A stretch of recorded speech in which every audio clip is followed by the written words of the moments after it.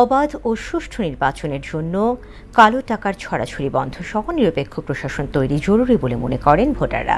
স্থানীয় সরকার সংস্কার কমিশনের প্রধান ডক্টর তোফায়েল আহমেদ বললেন, গ্রহণযোগ্য নির্বাচনের জন্য রাজনৈতিক আগ্রাসন ও দখলদারিত্বের বিরুদ্ধে ব্যবস্থা নেওয়ার বিকল্প নেই।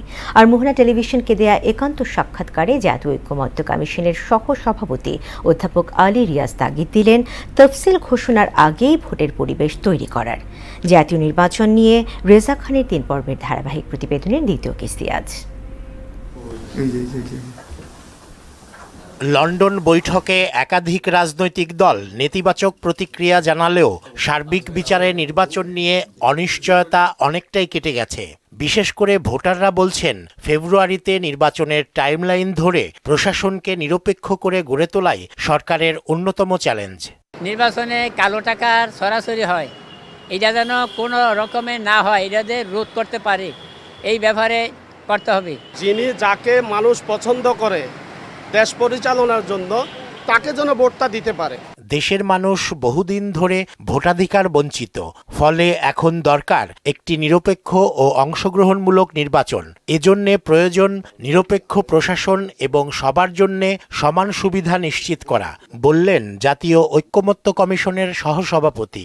প্রশাসনিক ব্যবস্থাগুলো নিশ্চিত করা দরকার, সকলের জন্য যেন সমান সুযোগ নিশ্চিত করা যায় সেটা ব্যবস্থা করতে হবে। নির্বাচনের জন্য কেবল সময়সূচি যথেষ্ট নয়, ভোটাধিকার প্রয়োগে তফসিল ঘোষণার আগে থেকেই ক্ষেত্র তৈরি করতে হবে। যে কোনো দেশে একটি সুষ্ঠু অবাধ নির্বাচনের জন্য যেটা দরকার সেটা অনেক আগের থেকেই দরকার। কেবলমাত্র নির্বাচনের সময়সূচি যথেষ্ট নয়, সামগ্রিক পরিস্থিতিটা নির্বাচনমুখী করা এবং নির্বাচন অবাধ সুষ্ঠু হওয়ার জন্য প্রশাসনিক এবং প্রাতিষ্ঠানিক ব্যবস্থা গ্রহণ করা। স্থানীয় সরকার সংস্কার কমিশনের প্রধান পরামর্শ দিলেন, নিরপেক্ষ নির্বাচনের জন্য প্রশাসন থেকে শুরু করে সকল ক্ষেত্রে রাজনৈতিক দখলদারিত্বের বিরুদ্ধে ব্যবস্থা নেয়ার। কোনো দল প্রশাসনিকভাবে পদ দখল করার তালে আছে, কোনো দল রাজপথ, সম্পদ, ব্যবসা দখলের মধ্যে আছে। আগামী 3 মাসের মধ্যে যত সব দখলদারিত্ব হয়েছে সেগুলো দখলমুক্ত করতে হবে।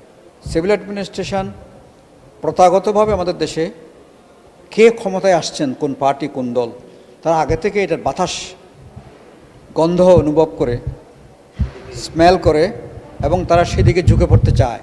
নির্বাচনের মাধ্যমে যাতে অভিজাত ও ধনিক শ্রেণীর স্বার্থ রক্ষা প্রাধান্য না পায় সেভাবেই সংস্কার করার পরামর্শ দেন তিনি।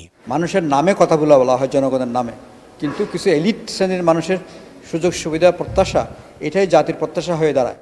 রেজা খান, মোহনা সংবাদ, ঢাকা।